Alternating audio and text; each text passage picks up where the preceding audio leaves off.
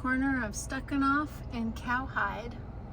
We've got 40 acres on each side of the road with a cattle guard, so it's fenced. And I'll drive up here to the end of the property.